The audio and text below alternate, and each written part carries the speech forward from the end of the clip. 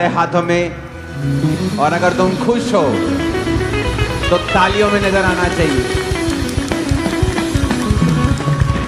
नहीं लग नहीं रहा तुम आनंदित हो, आज आनंदित हो? सुना नहीं, मैंने कहा आनंदित हो क्या? निराशा किनके पास चली गई? जो निराश दिख रहे थे। निराशा उनके पास चली जाती है जो निराश दिख रहे होते हैं। तुम निराश हो? नहीं? खुश हो क्या? मुझे नजर नहीं आ रहा खुश हो के नहीं तुम। अपने पड़ोसी को अपना चेहरा दिखाओ, बोलो मैं आनंदित हूं,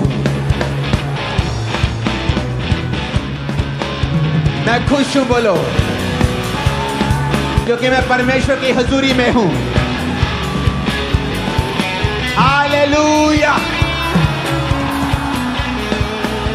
जैसे ही आप शाउट करेंगे जीसस के लिए आनंद के साथ, आधा शैतान उसी वक्त मर जाता है।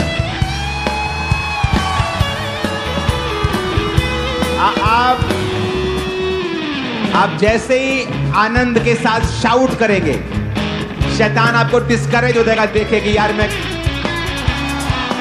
हालेलुया। शाउट करेंगे जीसस क्राइस्ट के लिए आनंद के साथ। हालेलुया। और ये आनंद जो खुदा के घर से आप लेके जा रहे हो, ये सील होता है, शैतान चुरा ना पाएगा।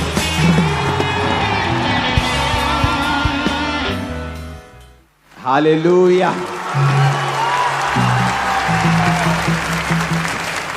मेरा बिलीव है कि आप ये बात को समझेंगे कि परमेश्वर का आनंद आपका गढ़ है, दृढ़ गढ़। और शैतान यही चाहता है कि ये आनंद आप में ना हो। आप वेट करेंगे मेरे जीवन में ये हो तो मैं आनंदित हो जाऊं। आप क्या नोटिस करेंगे कि सब कुछ हो गया फिर भी आप आनंदित नहीं हैं, क्योंकि आनंदित रहना एक चॉइस है। ये मैटर नहीं करता आपकी लाइफ में क्या हो रहा है। अपने हाथों को उठाकर, अपने घुटनों के बाहर आकर अपनी बाइबल को उठा लो और कहो, आज जो कुछ मैं सुनने जा रहा हूं ये मेरे लिए है। मैं इस पर अपना मन लगाऊंगा और इसे दिल में बसाऊंगा, और ये मेरे मुंह से निकला करेंगे, क्योंकि मैं इनका प्रचार भी करूंगा। ये वचन मेरे शुद्ध रहने का आधार है, मेरा चंगियाई में बने रहने का आधार है। मैं अपना ध्यान इन वचनों के ऊपर लगाता हूं, प्रभु यीशु मसीह के सामर्थी नाम में। तारीफ कर दो जितनी ताकत हाथों में।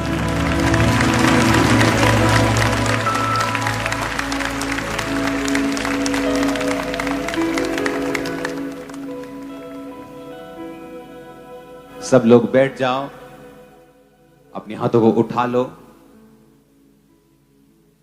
और कहो परमेश्वर से कि तेरे वचन के बिना मैं कुछ नहीं।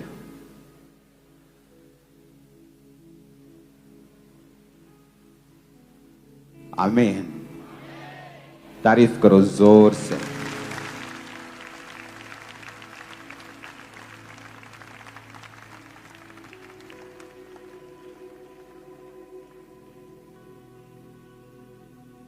जैसे जैसे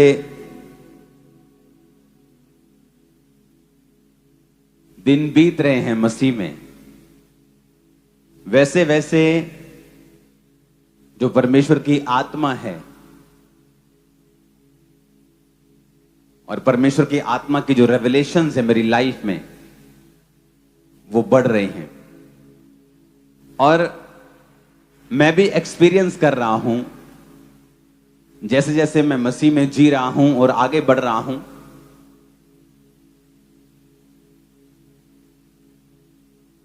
तो मैं जब दुनिया के सबसे बड़े बड़े लीडर से मिल रहा हूं, उनसे बात कर रहा हूं,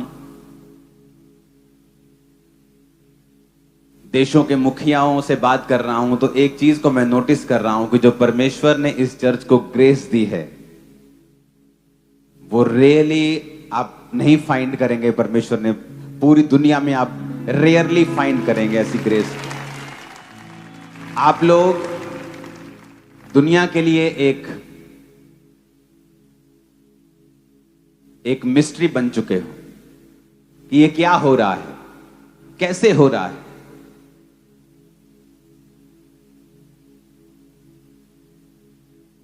हम पार्लियामेंट के बाहर खड़े थे और पीएनजी के प्राइम मिनिस्टर, ऑस्ट्रेलियन जो हाई होता है एम्बेसडर, हाई ऑफिसर क्या बोलते हैं, हाई कमिश्नर, हाई कमीशन में जो होते हैं,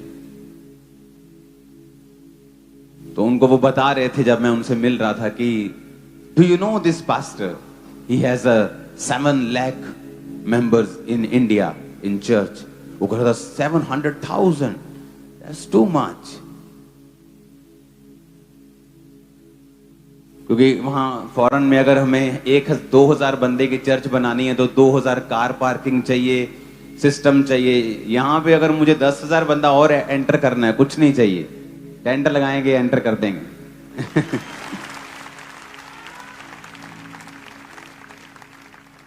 परमेश्वर ने पिछले दिनों में मैंने अपनी टीम को बुलाया और मैंने कहा कि हमें अभी तैयारी करनी है क्योंकि जो टाइम है वो आ चुका है।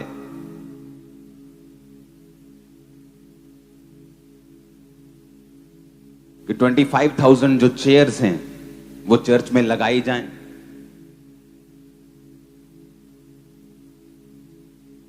और वो बहुत नजदीक है 25,000 चेयर्स के। हम सिर्फ चेयर्स 25,000, नीचे बैठे वो लोग नहीं गिन रहे, हम सिर्फ चेयर्स की मैं अभी बात कर रहा हूं। और जब मैं इन टीम से बात करके अपने प्रेयर रूम में अपने प्रार्थना के लिए मैं प्रार्थना में कोई विषय मेरे पास होता नहीं इतना, लोगों के लिए प्रेयर करना, देशों के लिए प्रेयर करना, बीमारों के लिए प्रेयर करना, मेरा पर्सनल विषय सॉर्टेड आउट है। मेरी लाइफ कोई ऐसा पर्सनल विषय नहीं है जिसके लिए मैं चिंतित हूं या जो मुझे चाहिए। तो मैं प्रेयर कर रहा था तो परमेश्वर ने कहा नहीं, तुम्हें 25,000 की नहीं 50,000 चेयर की तैयारी करनी। तो चर्च ने पीछे एक जगह है 5.5 एकड़ एक और 2.5 एकड़ एक, 8 एकड़ टोटल, जो ओवरफ्लो जहां लगता है हीलिंग हॉल, उसकी मैं बात नहीं कर रहा हूं, उसके पीछे एक और जगह है। तो वहां पे टोटल वो जगह मिला के और इस हॉल को और लंबा इधर और पीछे किया जाएगा। तो आपको प्रेयर करनी है क्योंकि हर एक चीज अगर हॉल पीछे ओवरफ्लो भी बनाना है तो करोड़, लाखों नहीं करोड़ों का खर्चा है। लेकिन बहुत जल्दी अनाउंस किया जाएगा 50,000 चेयर्स। और अभी भी लोग 60%, 70% नीचे बैठे होंगे 50,000 चेयर लगने के बावजूद भी। तो ये अपने आप में दुनिया की पहली चर्च होगी जो हर संडे 50,000 चेयर कैपेसिटी के साथ है। और फिर भी लोग जो हैं वो नीचे बैठे हैं ज्यादातर। क्योंकि अगर मैं मान लो चर्च में आया हूं आज तो मैं भी नीचे बैठना ज्यादा प्रेफर करता हूं क्योंकि ये इंडियन हमारा ट्रेडिशन है, कल्चर है। तो कभी कभी मुझे चेयर पे बैठना अच्छा लगता है। तो ना तो चेयर वाले कम आत्मिक है ना नीचे वाले कम आत्मिक है, जस्ट चॉइस है कि आपको कहां कंफर्ट है जहां बैठकर परमेश्वर की ओर ध्यान लगा सकें और वचन पढ़ सकें। लेकिन मैं सिटिंग कैपेसिटी की बात कर रहा हूं। तो परमेश्वर ने मुझसे कहा कि 25,000 चेयर्स और खरीदनी पड़ेंगी क्योंकि अब तुम्हें 50,000 चेयर्स और जो नीचे लोग बैठेंगे उनकी तैयारी करनी है। मैं ये विश्वास करता हूं कि जो साल्वेशन, जो मुक्ति परमेश्वर जिस आत्मा को आपके बीच में भेज रहा है, आज भी जब मैं आया तो परमेश्वर ने आपको क्या कहा? अपनी फैमिली के लिए प्रार्थना करो, अपने नगर के लिए प्रार्थना करो, मोहल्लों के लिए प्रार्थना करो। आप किसी को ब्लेस करते हैं, आप किसी को खाना खिलाते हैं, अच्छी बात है। कहां से शुरू हुआ यह खाना खिलाना? जीसस क्राइस्ट के समय पे शुरू हुआ यह खाना खिलाना, जब 5 रोटियों को 20,000 लोगों को खिला दिया गया, जिनमें 5,000 पुरुष थे और स्त्रियां बच्चे मिला के 20,000 की गिनती थी। लेकिन परमेश्वर ने उनसे कहा इस नाशवान भोजन के लिए प्रयत्न ना करो। परमेश्वर ने कोई उसको बहुत ज्यादा तवज्जो नहीं दी उस खाने की, उस लंगर को। परमेश्वर ने कहा आत्मा की ओर ध्यान दो, आत्मा तुमसे क्या कहता है। लंगर खाया, ठीक है, शरीर को ताकत मिली, परमेश्वर का गुण गाओ और आत्मा की बातों की ओर ध्यान दो।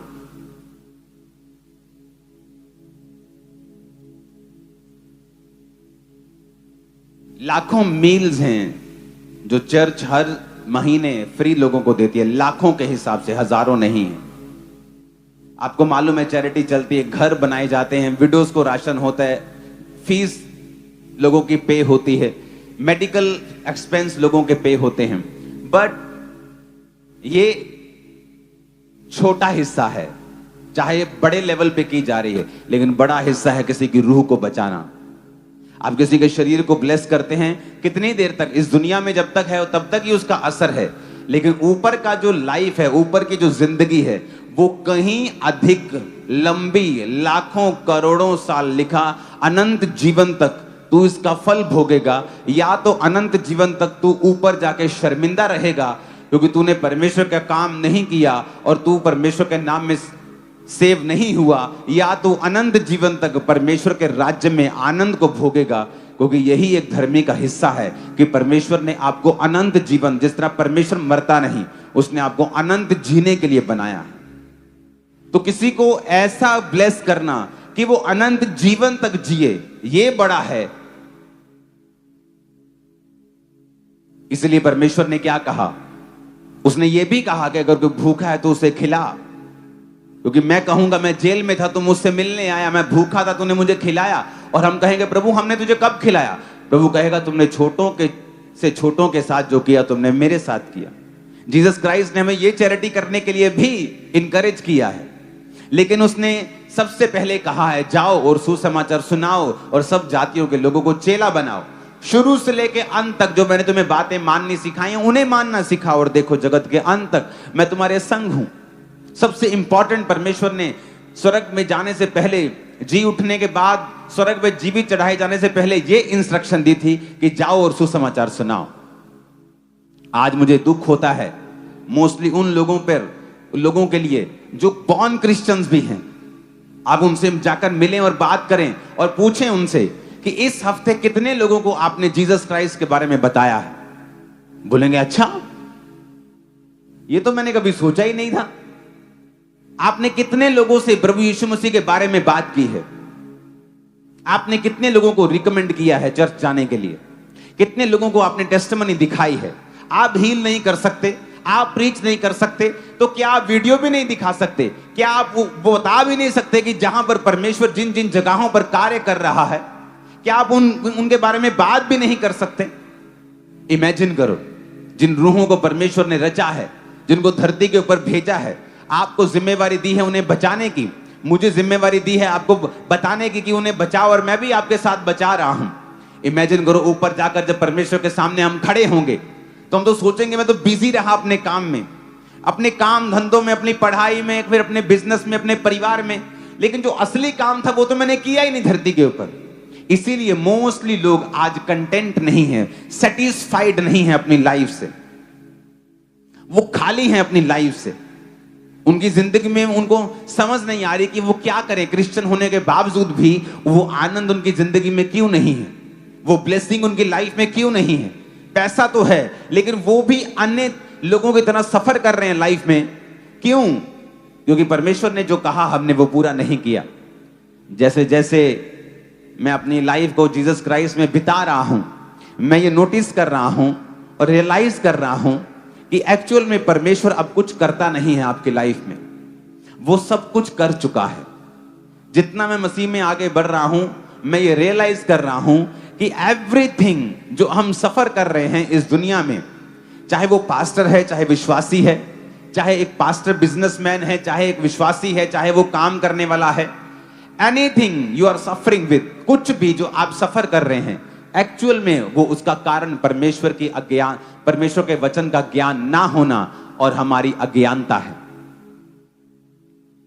एक्चुअल में जब आप बाइबल के डीप अध्ययन में चले जाएंगे, आपके साथ कुछ बुरा घटता है, या आपके साथ कोई परीक्षा का समय होता है, या सडनली कुछ आपके साथ ऐसा होता है जो आपके कंफर्ट को खराब करता है, और आप सोचते हैं कि परमेश्वर ने मेरे लिए जान दी है, परमेश्वर ने मेरे लिए ये किया है, पर मैं सफर क्यों कर रहा हूं, मैं सफर क्यों कर रही हूं, मेरा बिजनेस क्यों सफर कर रहा है, मेरी लाइफ सफरिंग्स में क्यों है।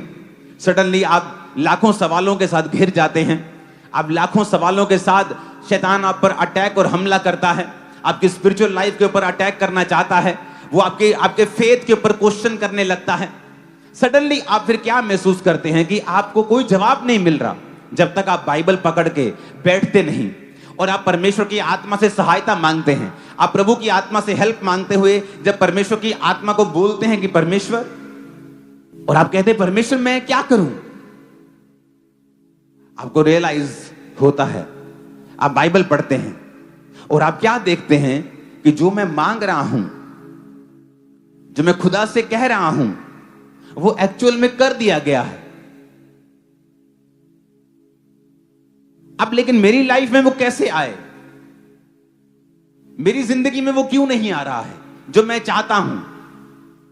अगर परमेश्वर ने वो मूल्य अदा कर दिया है तो पंगा कहां है, कुंडी किथे पंजाबी जी लिखे, काम फसिया किथे। जे परमेश्वर ने कर दिता, जे मैनू चाहिए ते है क्यों नहीं है मेरे को। परमेश्वर ने तो अपना लहू बहा दिया, उसने तो धरती पे उसको आना पड़ा, सफरिंग्स को सहना पड़ा, लेकिन मैं खाली क्यों हूं। जब आपकी लाइफ में परीक्षाएं होती हैं तब आप इन क्वेश्चंस के साथ दो चीजें कर सकते हैं, या आप प्रभु से दूर हो जाते हैं क्योंकि ये आपकी सेंस से परे है, आपकी क्वेश्चनिंग, आपके जो क्वेश्चन आपके दिमाग में है, सवाल, वो आप उनका जवाब नहीं दे पा रहे हैं कि मसीह में आने के बावजूद भी मैं सफर क्यों कर रहा हूं। या दूसरा काम, आप परमेश्वर की हजूरी में चले जाते हैं, आप प्रभु से मांगते हैं, आप आंसू बहाते हैं, आप प्रभु को कहते हैं आपकी मदद करें, आप पवित्र आत्मा से मदद को मांगते हैं क्योंकि वो आपका मददगार है, वो आपका हेल्पर है। और आप बाइबल में से भी अपने क्वेश्चंस को, अपने सवालों को ढूंढते हैं। आप रोजे रखते हैं कि परमेश्वर की आवाज आपको और क्लियर हो, क्योंकि जैसे ही आप रोजे रखते हैं परमेश्वर की आवाज जो मध्यम होती है थोड़ी तेज आने लगती है। जो गाइडेंस आपको थोड़ा सा लगता है कि शायद ये परमेश्वर की ओर से है, रोजों में आपको क्लियर होने लगता है कि हां ये परमेश्वर की ओर से है। बाइबल कहती है परमेश्वर छुपने का आदी है, उसे मजा आता है छुप के। बाइबल कहती है जब प्रभु यीशु मसीह नाव पर चल के जा रहे थे, पानी पे चल के जा रहे थे, नाव पर से के करीब पर से, अपने चेलों की नाव पर से, तो चेलों ने देख लिया। यीशु मसीह उन्हें जगाना नहीं, उन्हें दिखाना नहीं चाहते थे अपना आप, लेकिन वो चल के जा रहे थे तो कुछ ऐसा अजीब सा घट रहा था कि कोई चल रहा है, उन्होंने कहा भूत होगा, पक्का ये आत्मा है। यहां पर स्टोरी भी है कि आत्मा यहां पानी में मंडराती है और हम मर जाएंगे सारे। वो डरने लगे तो परमेश्वर ने अपने आप को जाहिर किया कि नहीं नहीं डरो मत, मैं हूं, भूत नहीं है कोई भी। तो परमेश्वर उसका एक गुण है छिपना, और वो चाहता है कि उसके बच्चे उसे ढूंढें। जैसे आप बच्चों के साथ घर में छुपन छुपाई खेलते हो ना, आप छुपते हो, आपका बच्चा आपको ढूंढता है, फिर खुश हो जाता है। परमेश्वर छुपता है और वो चाहता है कि उसके बच्चे उसे ढूंढें। वो छुपेगा कैसे जब आपके सवालों का जवाब नहीं आएगा। आप सब कुछ कर रहे होंगे फिर भी आपकी लाइफ में कुछ घटता है, क्योंकि परमेश्वर उस वक्त उस व्यक्ति को जो सिखाना चाहता है वो आपको दुनिया की कोई यूनिवर्सिटी नहीं सिखा सकती। आपका कोई रिश्तेदार, आपका मां बाप, पति पत्नी, बच्चे, कोई नहीं सिखा सकता जो उस समय परमेश्वर आपको सिखाएगा। इवन लोग आपको मिसजज करेंगे। अयूब के दोस्त आगे कहते तूने पक्का कोई गलत काम किया होगा, ऐसी इतनी मुसीबत थोड़ी आई है, परमेश्वर अन्यायी थोड़ी है, ये तो पक्का शैतान का काम है, तूने कुछ पंगा लिया होगा। आपके लोग आपसे पूछेंगे तुम पापी हो क्या, क्योंकि परमेश्वर आपको कुछ सिखाना चाहता है उस समय। और वो परीक्षा तब तक चलेगी जब तक आप अपने आप को परमेश्वर के साथ सेटल करके, उसके साथ कमरे में बैठकर आप रोज परमेश्वर के सामने अपनी कमियों को देखेंगे और आप रियलाइज करेंगे, बाइबल को पढ़ेंगे, कहां चूक हुई आप ये भी चेक करेंगे, कहां मैं आगे बढ़ूं, आप ये भी चेक करेंगे। या परमेश्वर मुझे क्या सिखाना चाहता है, आप ये भी चेक करेंगे।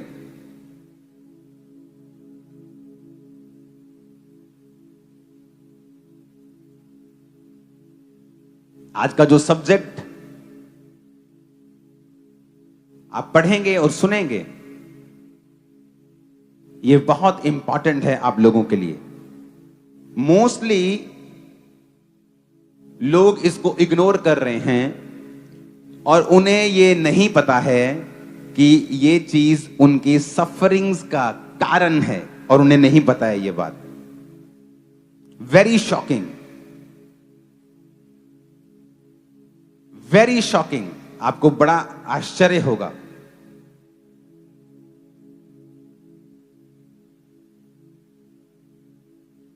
जो चीजें आज मैं आपको सिखाना चाहता हूं परमेश्वर के नाम में,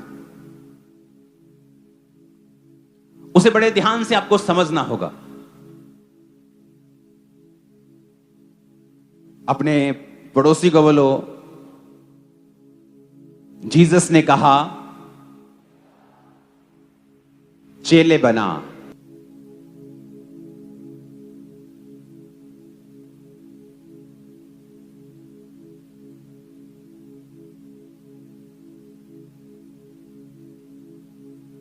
डिसिप्लिन, डिसाइपल शब्द, चेला शब्द डिसिप्लिन से निकला है।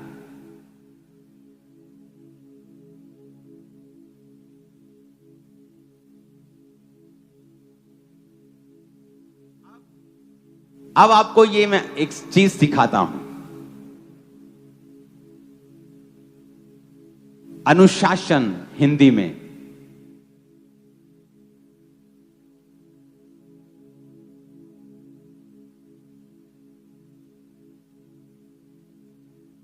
जैसे हिंदी में अनुयायी बोलते हैं,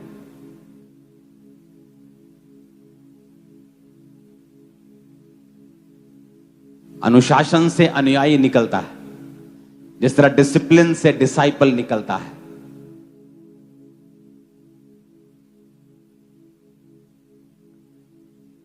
फर्स्ट डिसिप्लिन जो आपके लाइफ में आपको चाहिए वो है आपके माइंड का डिसिप्लिन।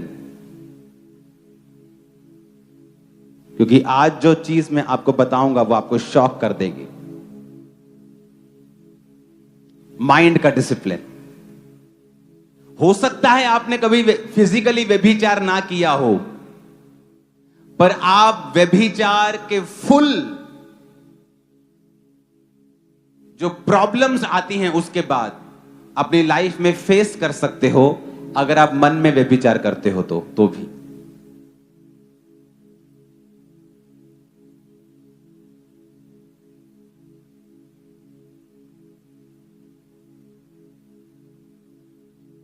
जैसे जैसे मैं मसीह में आगे बढ़ रहा हूं और जो रेवलेशंस, ये वो प्रीचिंग्स हैं जो परमेश्वर ने मुझे नाम लेकर बोला है कि डिसिप्लिन के बारे में सिखा। बहुत कम ऐसी प्रीचिंग होती है मेरी फुल लाइफ में जब परमेश्वर की आत्मा ने मुझे नाम लेके बोला हो कि इसके बारे में सिखाना है लोगों को। आज सारी प्रीचिंग परमेश्वर की ओर से है, वो बात अलग है। माइंड का डिसिप्लिन, सोचों का डिसिप्लिन, अपनी सोचों को कंट्रोल में रखना।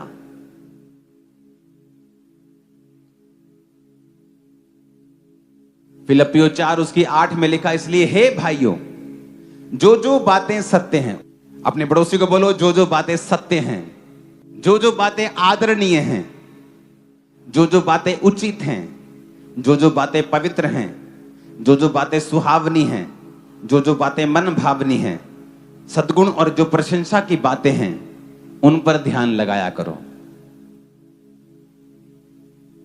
आप बैठे हुए हैं और सडनली आपका मन जो है वो किसी के लिए बुरा सोचने लगता है। आप मन में सोचते हैं ये आदमी बहुत गंदा है, जिस दिन मेरे सामने आया मैं चमाट लगाऊंगा एक। एक्चुअल में शैतान आपको धोखा दे रहा है और वो आपके मन को दूषित कर रहा है और आपके मेंटल डिसिप्लिन को वो खराब कर रहा है।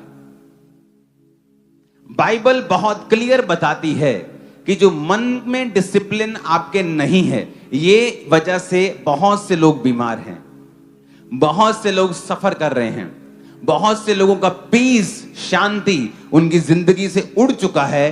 फिजिकली जब आप उनको मिलेंगे, nothing is wrong, everything is wrong in their mind, उनकी बुद्धि में सब गलत है।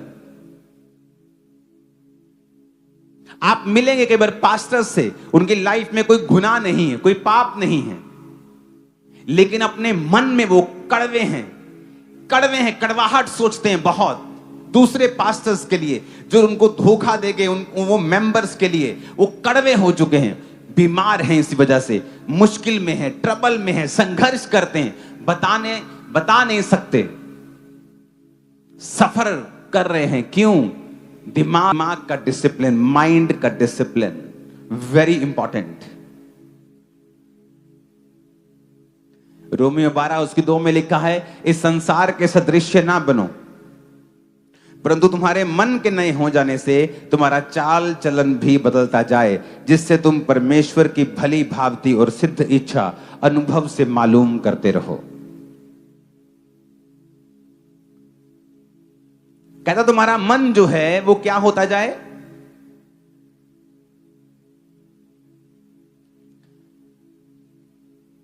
बोलो नया हो जाए। अपने पड़ोसी को बोलो नया हो जाए। और कैसे होगा मन नया?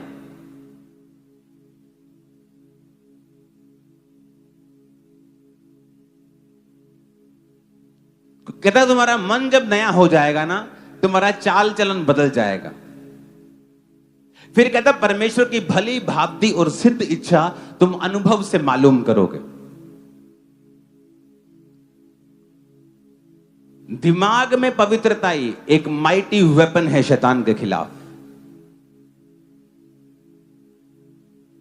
शरीर का व्यभिचार आपको ज्यादा दुख देता है, ज्यादा कॉन्सिक्वेंसेस हैं माइंड के मुकाबले, पर माइंड के व्यभिचार के भी अपने ही दुख हैं, अपनी ही बीमारियां और अपने ही प्रॉब्लम्स हैं।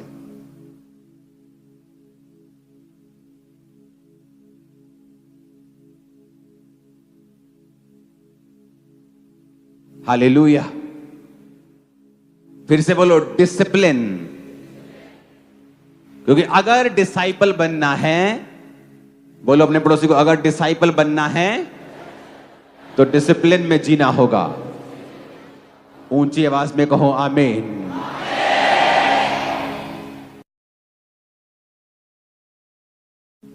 डिसिप्लिन करना अपने आप को।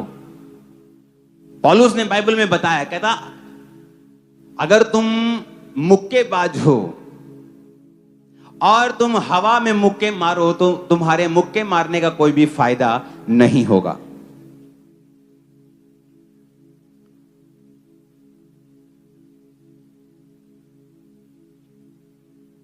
कहता अगर तुम दौड़ते हो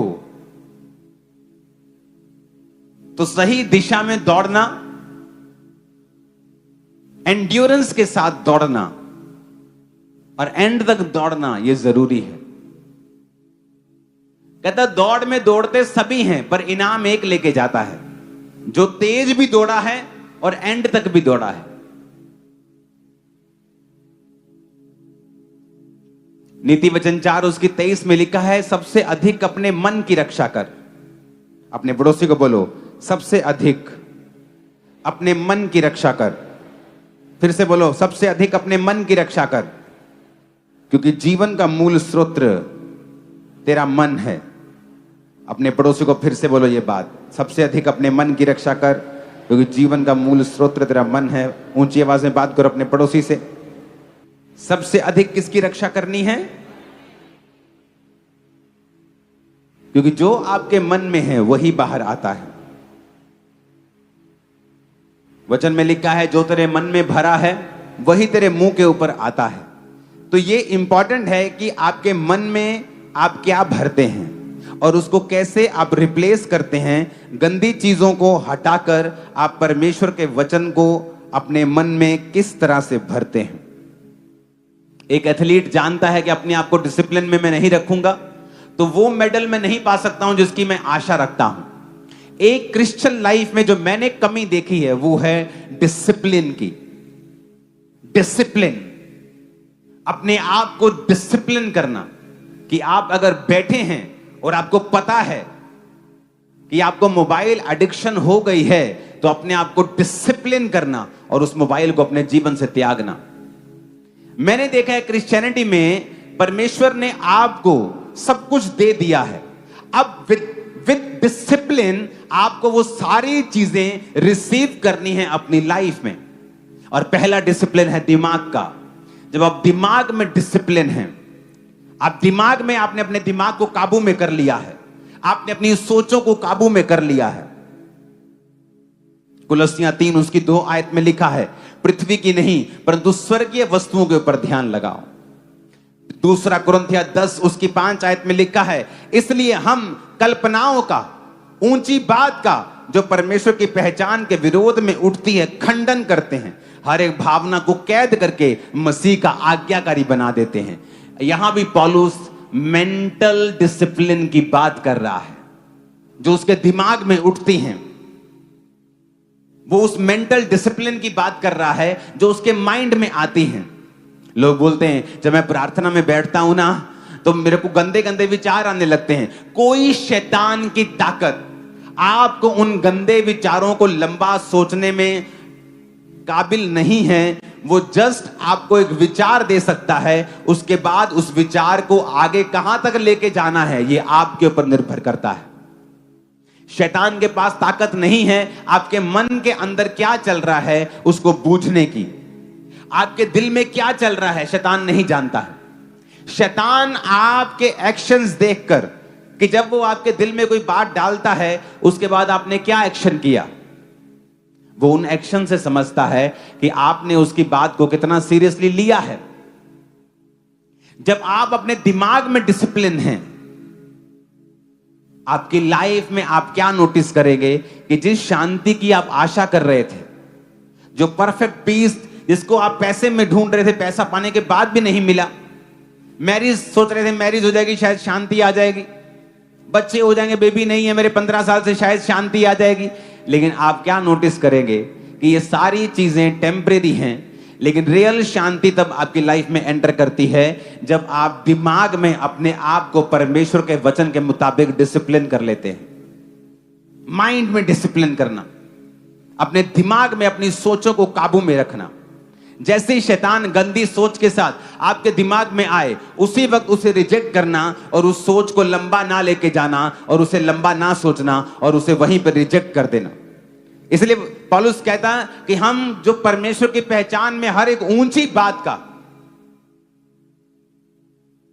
कि विरोध में जो उठती है खंडन करते हैं, हर एक भावना को कैद कर लेते हैं, हर एक फीलिंग को कैद कर लेते हैं।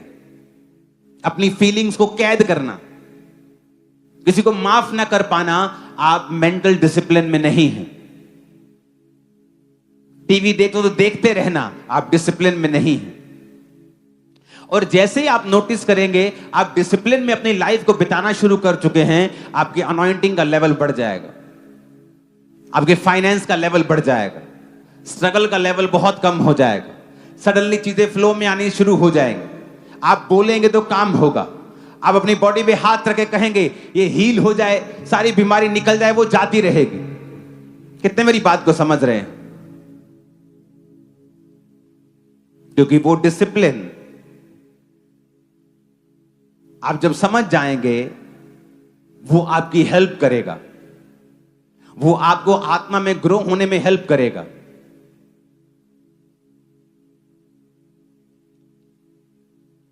आमीन, ऊंची आवाज में बोलो जरा।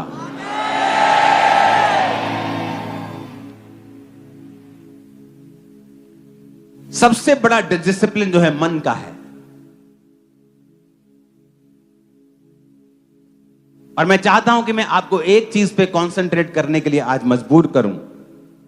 क्योंकि उसके बाद आपको डिसिप्लिन रखना है।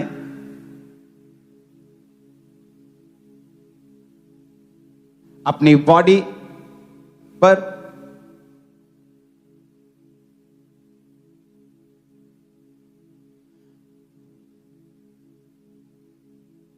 अपने फाइनेंस के ऊपर, और ऐसी चीजों के बारे में हम बात करते रहेंगे। लेकिन द मोस्ट इंपॉर्टेंट डिसिप्लिन जो आपकी लाइफ में होना चाहिए वो यहां का है, दिमाग का डिसिप्लिन। कोई शैतान की शक्ति व्यभिचार का अटैक आप पर नहीं कर सकती। आप हैं जो उस सोच को सोचते हैं और उसे आगे लेके जाते हैं, और वहां पर परमेश्वर आपको देखता है कि आप वेल मैच्योर इनफ नहीं है कि आपको एक सर्टेन लेवल पर लेके जाया जाए। एथलीट्स बहुत से होते हैं, कोई मोहल्ले लेवल पे खत्म कर जाता है, कोई डिस्ट्रिक्ट लेवल पे खत्म कर जाता है, कोई स्कूल लेवल पे खत्म कर जाता है, कोई स्टेट लेवल पे खत्म कर जाता है, कोई इंडिया लेवल पे खत्म, नेशनल लेवल पे खत्म कर जाता है, कोई इंटरनेशनल लेवल तक लेके जाता है। सारे एथलीट हैं, सारे भागते हैं, सारे वही काम करते हैं, पर लेवल सबका अलग अलग है। बात यह है कि किसी ने अच्छी डिसिप्लिन के साथ लाइफ जी है और वो इंटरनेशनल लेवल तक चला गया, और कोई इतना डिसिप्लिन में नहीं रह सकता है। वो उसका शरीर अच्छा था, टांगे लंबी थी, भाग सकता था, उसने स्कूल लेवल तक भागा, स्टेट डिस्ट्रिक्ट लेवल तक भागा, वो उसकी फिजिक ने, उसकी डीएनए ने हेल्प की, लेकिन उसके आगे उसको डिसिप्लिन चाहिए। आपका डीएनए आपको लास्ट तक लेके नहीं जा सकता है। आपके माइंड में आपको सबसे बड़ा डिसिप्लिन चाहिए, जो परमेश्वर देख रहा है कि आप उसे कब पाएंगे। मन की सोच, उसे काबू कर लेना और वचन के साथ उसे रिन्यू करना।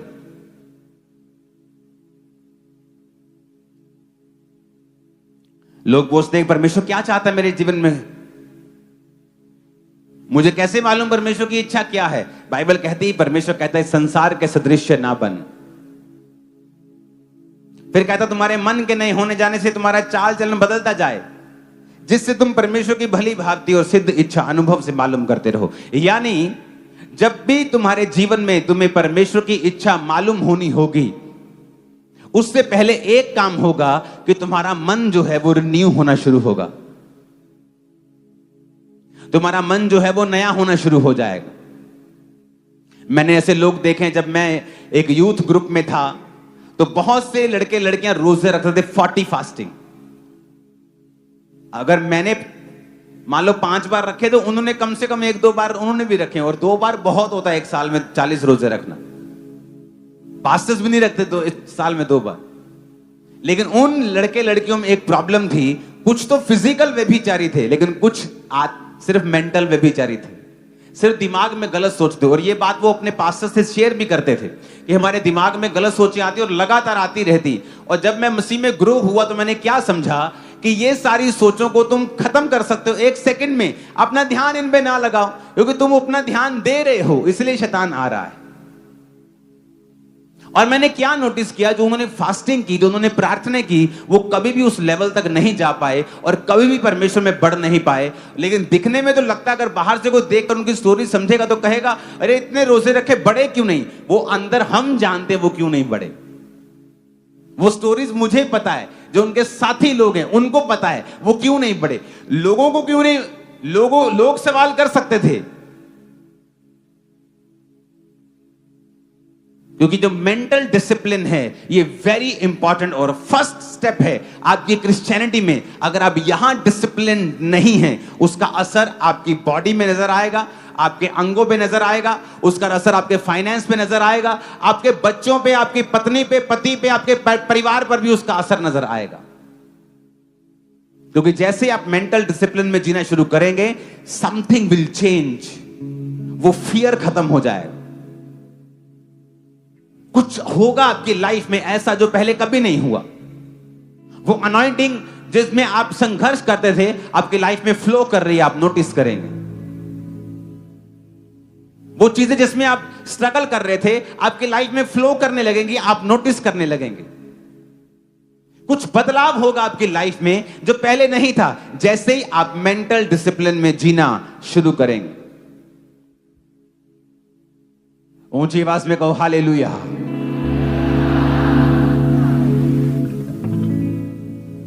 क्योंकि जरूरी नहीं है, यीशु मसीह ने कहा कि तुम व्यभिचार करो तो व्यभिचार। यीशु मसीह ने कहा अगर तू किसी स्त्री पर दृष्टि करे, कुदृष्टि करे, तो तूने पाप कर लिया। वो परमेश्वर मेंटल डिसिप्लिन की बात कर रहे थे। वो कुछ मेंटली आपको समझाना चाहते थे कि उसका भी एक अपना असर है जो आप दिमाग में करते हैं। कई बार आपकी लाइफ में जो प्रॉब्लम है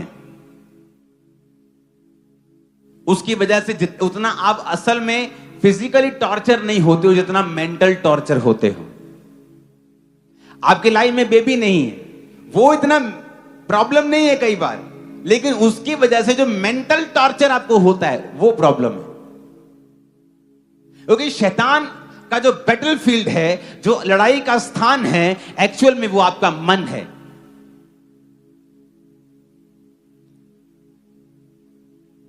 वो मोहल्ले के जो बच्चे लड़ पड़े बोलते ना, आज ही उठे टाइम पाला, उठे आज ही उठे, लड़ाई का स्थान, एक लड़ाई का स्थान कर लेते हैं, वहां मिलेंगे हम। तो शैतान जो लड़ाई का स्थान है उसका, वो आपका दिमाग है। शैतान का जो बैटलफील्ड है वो आपका दिमाग है। इसलिए जीसस ने कहा सबसे अधिक इसी की रक्षा कर, क्योंकि जीने का मूल स्रोत तेरा दिमाग, तेरा मन ही है। क्योंकि वही शैतान तेरे साथ फाइट करेगा। और वहां तुझे समझना है कि वो चीजें असली हैं जो तेरे दिमाग में चल रही हैं। सबसे अधिक कहता उस अपने मन की रक्षा कर, क्योंकि जीने का जो मूल स्रोत है वो तेरा मन ही है। हालेलुया। आप फिर क्या नोटिस करेंगे जब आप अपने अपने अपने अपने विचारों को काबू में कर लिया है।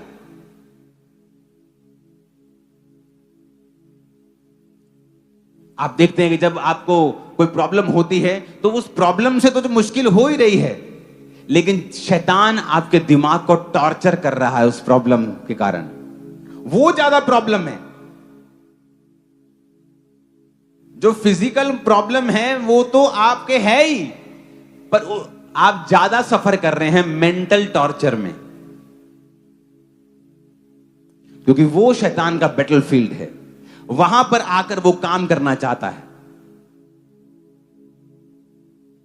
उस एरिया में जहां लड़ाई है, आपको आत्मिक युद्ध करना पड़ेगा।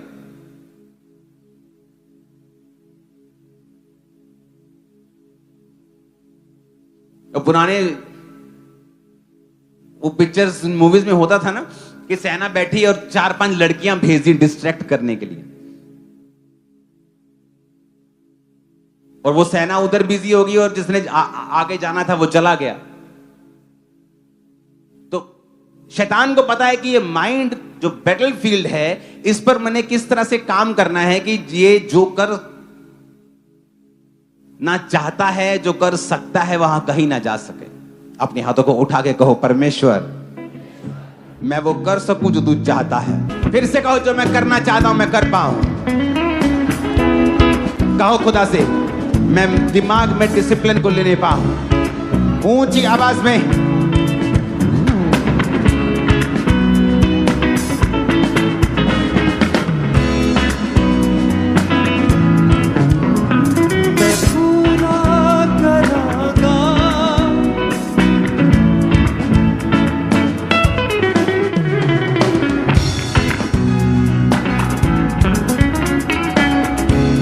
प्रभु यीशु मसीह के सामर्थ्य नाम में हम मांगते हैं, आमीन हो जाए आशीष हमारी। Hallelujah. As a child of God, एक परमेश्वर का बेटा बेटी होने के नाते परमेश्वर ये चाहता है कि एक परमेश्वर का जन, एक परमेश्वर का बच्चा मेंटल डिसिप्लिन में जिए।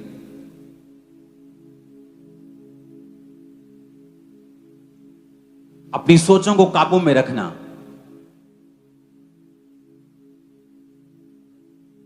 कई बार आप लोगों से मिलते हैं जो डिलीवर नहीं हो रहे होते, और आप क्या नोटिस करते हैं कि सारी प्रॉब्लम उनके दिमाग में है। बिना पाप की वजह से भी, जो शारीरिक रूप में तो नहीं है, पर उस दिमाग, उन सोचों की वजह से शैतान ने उन्हें बंधन में डाला हुआ है।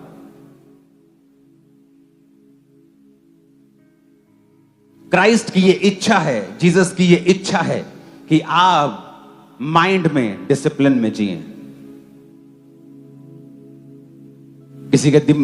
किसी के लिए अपने दिमाग में कड़वी इच्छा पैदा करना, उसे मारने की, उसे पीटने की, उसका नुकसान करने की, वो आपके बैटलफील्ड में, आपके दिमाग में जहां शैतान की लड़ाई का स्थान है, आप उसे एक्सेस दे रहे हैं, आप उसे हथियार दे रहे हैं, आप उसे मौका दे रहे हैं कि वो आपकी लाइफ में आए, एंटर करे और काम करे। जिस तरह आपके दिमाग में आपको डिसिप्लिन रखना है, क्राइस्ट चाहते हैं आपकी बॉडी में डिसिप्लिन होना।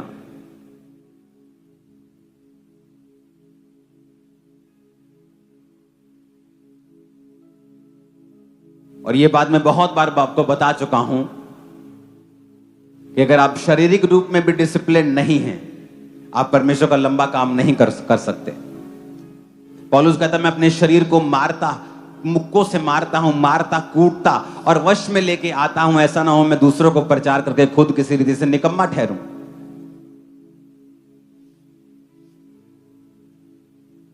आपको पता है ये चीज आपके शरीर के लिए खराब है, फिर भी आप उसे खाते हैं टेस्ट के लिए। आप एक अच्छे डिसिप्लिन्ड क्रिश्चियन नहीं हैं, क्योंकि आपकी जो बॉडी है वो ग्लोरीफाई करने के लिए दी गई है गॉड को।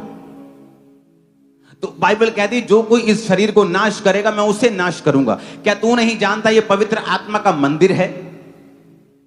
लेकिन फिर भी हम इस बॉडी को डिस्ट्रॉय करना चाहते हैं हर उस गंदी चीज से, लेकिन क्योंकि वो हमारी जीभ को टेस्टी लगती है, लेकिन अंदर जाके वो क्या हाल करेगी हमें इस बात की परवाह नहीं।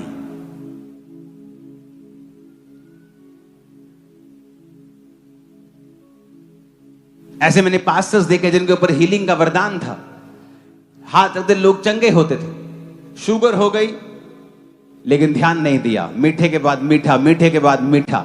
अगर शैतान ने किसी चीज से आपको ग्रसित किया है, आप उसके खिलाफ फाइट करें, गुड डाइट के साथ, एक्सरसाइज के साथ, प्रार्थना के साथ, स्क्रिप्चर्स के साथ परमेश्वर के सामने जाएं, और तब तक जाएं जब तक वो शुगर गायब नहीं हो जाती। व्हील चेयर पे वो पास्टर आ गया और लोगों पे प्रार्थना करता, तब भी लोग हील होते थे। मीठा नहीं छोड़ा, एक टांग कटी, दो टांग कटी, एंड में मर गया। और मैंने ऐसे बहुत से लोग देखे जिनकी लाइफ में दिक्कतें आई, पास्टर्स की लाइफ में, उन्होंने अपनी लाइफ को चेंज किया, रूटीन को चेंज किया, परमेश्वर ने सारा कुछ ठीक कर दिया।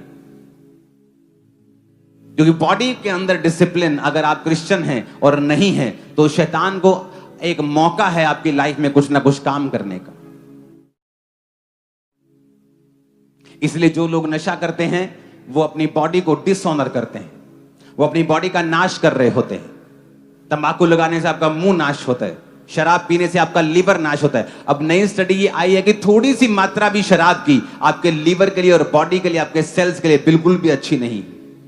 जो लोग बोलते हैं एक पैग पीने से कुछ नहीं होता, शरीर अच्छा होता है, अब नई स्टडी ये कहती है कि अल्कोहल चाहे थोड़ी मात्रा में हो, आपकी बॉडी के लिए बिल्कुल सही नहीं है।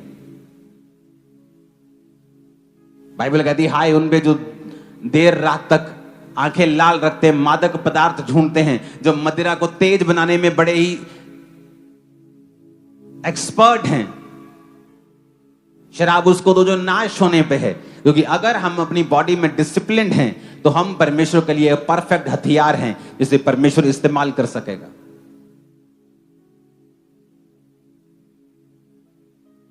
Hallelujah, hallelujah.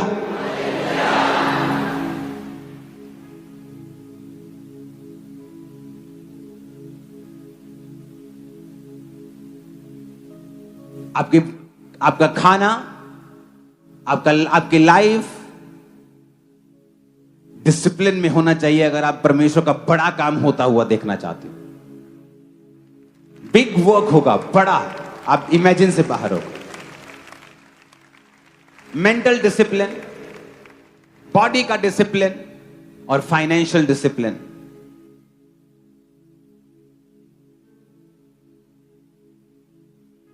2016 में मैंने आपसे एक बात कही थी। मैंने कहा था आने वाले समय में जिसके पास सोना होगा वो अमीर होगा। जाओ अब ढूंढो 10 साल पुरानी वीडियोस। अगर तुमने पैसा इन्वेस्ट किया होता सोने के अंदर, भाई साहब आप लाला जी होते आज। लाला जी बोलते लोग, लाला जी, सेठ जी। तुम लोग यार बहुत महंगा है। क्या पास्टर जी आप बात कर रहे हो, 20,000 तोला, 20-25 हजार रुपए तोला कौन लेगा इतना महंगा। मैंने कहा जिसके पास सोना होगा, चांदी होगी, वो अमीर होगा। आपके पास पैसा पड़ा रहेगा, उसकी वैल्यू कम होगी, बढ़ेगी नहीं।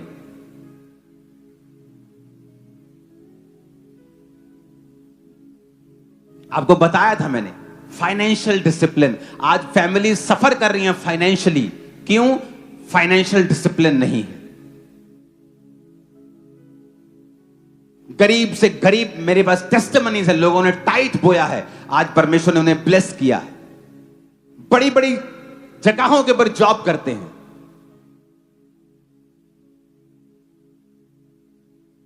फाइनेंशियल डिसिप्लिन, कुछ भी हो जाए टाइट मिस नहीं होता, ऑफरिंग्स मिस नहीं होती। Financial discipline. और जिस जगह डिसिप्लिन है वहां परमेश्वर है।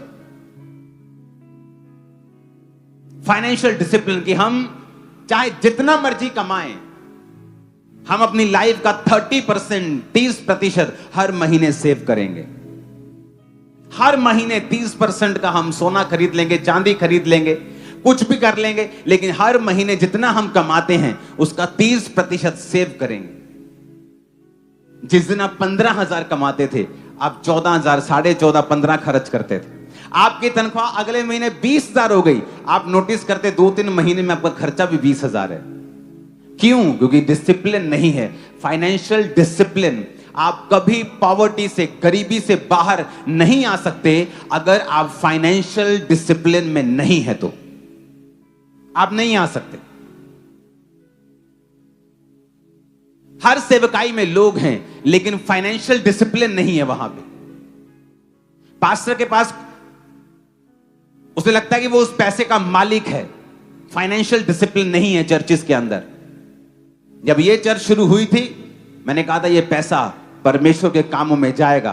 तुम 100 बोगे, मैं 100 खर्चूंगा परमेश्वर के लिए। Financial discipline. आज इस चर्च ने ग्रो किया है, सबसे अधिक ग्रो किया है। क्यों? फाइनेंशियल डिसिप्लिन था इस चर्च के अंदर। आप आज ऑफरिंग दोगे, ऑफरिंग काउंट होगी।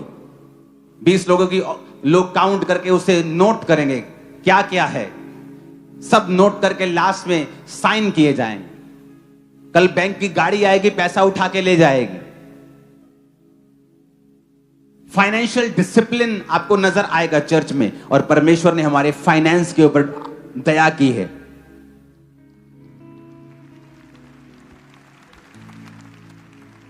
आज लोग पूरे वर्ल्ड से यहां पर आकर यहां बोना चाहते हैं। क्यों? उन्हें वो फाइनेंशियल डिसिप्लिन नजर आता है।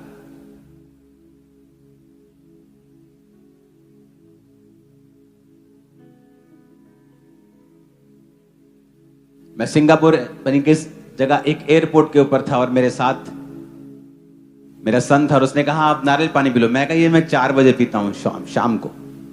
कहता इतना, उसने डिसिप्लिन देखा। जब मॉर्निंग दोपहर कितना खाना है उतना खाना है। वो कहता मैंने ऐसा कभी नहीं देखा। मैंने कहा अगर मुझे कुछ करना है तो मुझे डिसिप्लिन में आना पड़ेगा रिजल्ट लेके आने के लिए। अगर डिसिप्लिन नहीं है रिजल्ट नहीं आएगा। फाइनेंशियल डिसिप्लिन लोगों की लाइफ में नहीं है। मैं आपको कब से बोल रहा हूं, जाओ अपने घर में जाओ और देखो। 2014, 15, 16 में जब मैंने बोलना ये शुरू किया था मैसेज, आपकी तनख्वाह कितनी थी देखो महीने की। अगर आपने 30% सेव करके उसका सोना लिया होता, आज आपके पास लाखों रुपया होता। लाखों लाखों। आप फाइनेंशियली स्टेबल होते, ब्लेस्ड होते आप।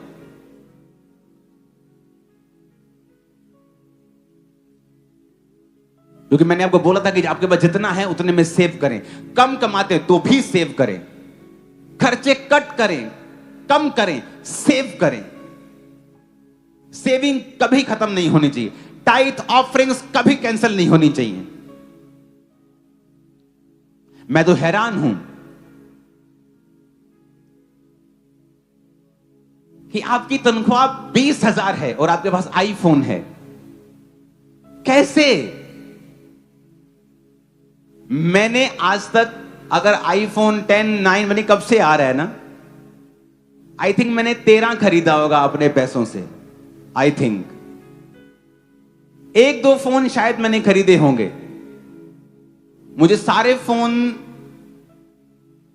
मैं खरीदता नहीं हूं, गिफ्ट आ गया तो यूज करना है।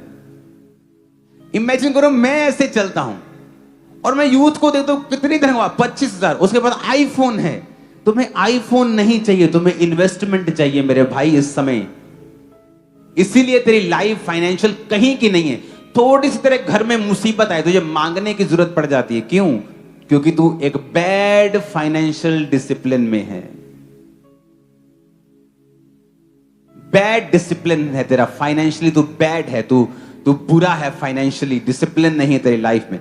हर एक व्यक्ति जो आज अमीर है, वॉरेन बफे जो दुनिया का टॉप अमीरों में ही होता है, वो दूसरे, तीसरे, पहले, चौथे, पांचवें, कभी 10वें, कभी 9वें, कभी दूसरे, तीसरे पे होता है, कभी पहले पे आ जाता है। सुनो उसकी स्टोरी। बचपन में उसको 5 पाउंड मिले, उसने इन्वेस्ट कर दिए। बात यहां की है,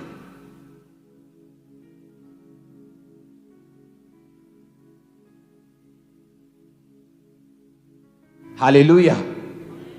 आपके पास सिर्फ 2500 भी सेविंग होती 2016 में, आप 1 ग्राम सोना खरीद सकते थे। आज वो 14,000 का होता। और आपने कितने 25 जब आप इकट्ठे कर रहे होते, आप नोटिस करते कि आपके पास इतना पैसा हो चुका है कि आप घर खरीद सकते हैं, कोई बिजनेस स्टार्ट कर सकते हैं जो आपकी लाइफ को पूरी तरह से चेंज कर देगा, जनरेशंस को। लेकिन हमने नहीं किया। हम उसी तरह चलते रहे, हम उसी तरह खर्चते रहे, उसी तरह से करते रहे, मांगते रहे, बस मांगते ही रहे, खर्चा करते रहे और जरूरत पड़ने पे लोन उठाते रहे, लोन की किस्तें उतारते रहे, फिर कुछ हो गया, फिर मांग लिया, फिर लोन दे दिया, फिर खत्म कर दिया। आप इस तरह से चले।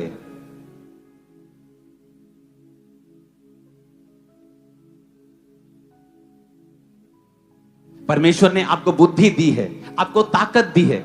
आपके घर में अगर 2 बकरियां रखने की जगह तो बकरियां रख लो 2।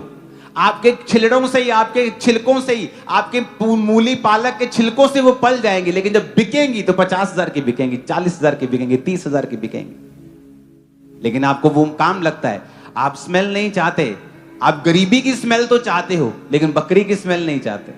गरीबी की स्मेल बकरी की स्मेल से ज्यादा बुरी है।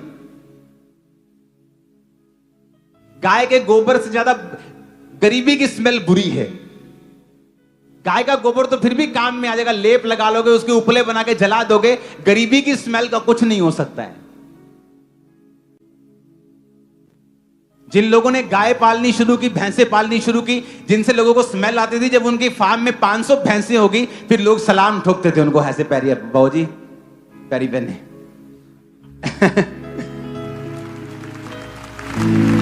फाइनेंशियल डिसिप्लिन और क्रिश्चियन वेरी बैड स्टेट में है, क्योंकि फाइनेंशियल डिसिप्लिन में नहीं है। अपना काम नहीं सोचते हैं, आप क्या कर सकते हैं, स्टार्टअप्स नहीं सोचते हैं, प्रॉब्लम सॉल्व करने के बारे में नहीं सोचते। फेसबुक क्या है, प्रॉब्लम सॉल्व की। क्या ईमेल करते थे लोग, कोई ऐसा प्लेटफॉर्म नहीं था जहां लोग सोशली अपने आप को शेयर कर सके। मैं मनाली घूम के आया हूं, ये मेरे बच्चों की तस्वीर है, एक प्लेटफॉर्म बना दिया। आज दुनिया की सबसे अमीर कंपनीज में से एक है। Financial discipline. मैं बोलता गया चर्च को कि आने वाले समय में पैसे की वैल्यू कम होगी। वो कम होती होती होती आधी हो चुकी है वैल्यू, पैसों की आधी, हाफ। और सोने की वैल्यू 6 गुना बढ़ गई। और मैंने आपको कितनी बार बोला, 1 बार बोला हो, 2 बार बोला तो बात भी है, मैंने आपको 100 बार बोला होगा। और फ्यूचर उन्हीं का है। आज भी कह रहा हूं, जिनके पास सोना है, चांदी है, घर है, जमीन है, पशु हैं, फसलें हैं, उन्हीं का फ्यूचर है। आप देख लेना, फ्यूचर में ऐसा ही होगा। मैं अभी भी कह रहा हूं, अभी तो शुरुआत है। मेरे पास बहुत नहीं है जैसा आप सोच रहे हैं, क्योंकि मेरे पास आता है, मैं बो देता हूं।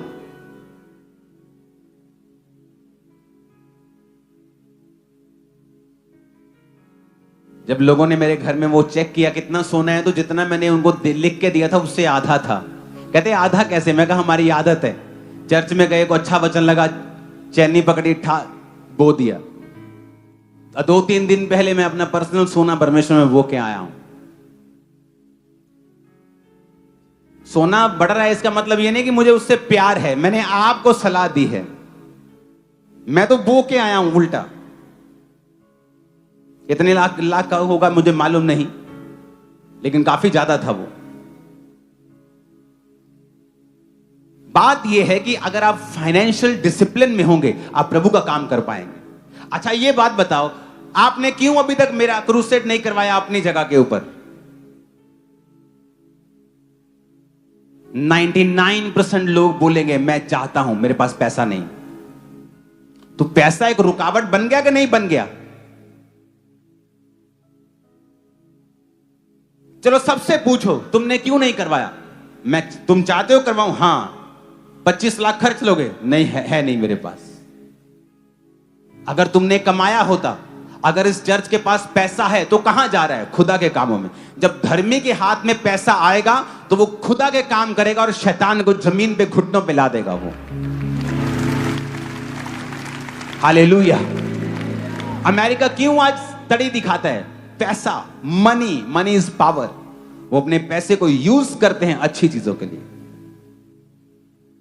तो क्रिश्चियन सेव करे, सेविंग करना शुरू करे। आज भी अब ये फाइनल कॉल समझ लो परमेश्वर की।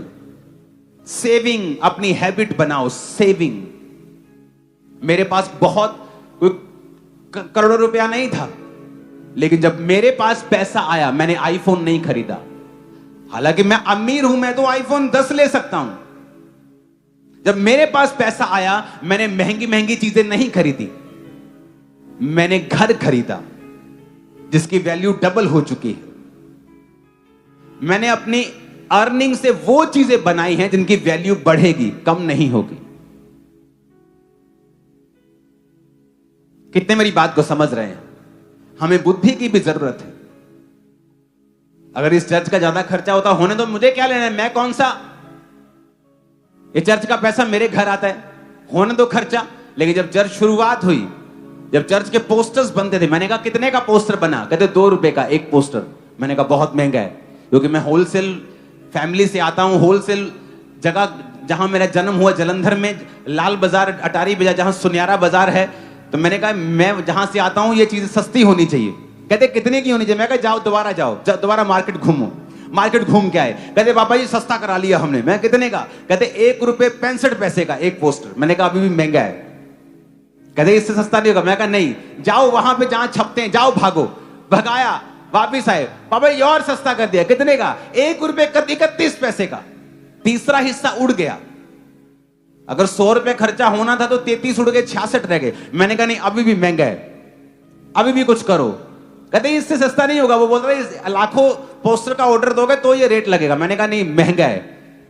मैंने अपने पर्सनल पैसों से एक मशीन खरीदी, चर्च के पैसों से नहीं, अपने पर्सनल पैसों से एक प्रिंटिंग मशीन खरीदी। और आज वो जो पोस्टर जो 2 रुपए का पड़ता था, 15 पैसे का पड़ता है, सिर्फ 15 पैसा। 1 रुपए के 6 प्रिंटिंग का खर्चा आता होगा, इससे भी कम। और मैं चर्च को फ्री करके देता हूं। चर्च सिर्फ अपना कागज देती है। फाइनेंशियल डिसिप्लिन, फाइनेंशियल मैनेजमेंट, किस तरह से चर्च का, खुदा का पैसा बचाकर परमेश्वर के राज्य में लगाना है, किस तरह से अपने पैसे को इस दिशा में इन्वेस्ट करना है कि फ्यूचर में आप भीख ना मांगो।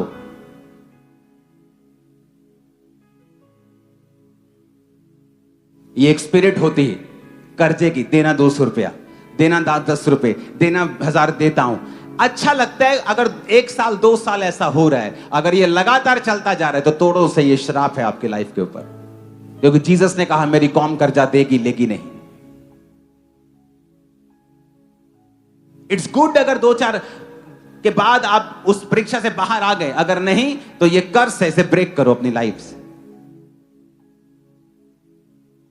अपनी मेंटल लेवल पे डिसिप्लिन लेके आओ, अपनी बॉडी में डिसिप्लिन लेके आओ, क्योंकि इसी शरीर को खुदाबंद ने इस्तेमाल करना है। अगर इसे श्राप देते हो, अगर तंबाकू देते हो, ओवर फूड खाते हो, ओवर मीठा खाते हो, तो आप इसको नाश कर रहे हो।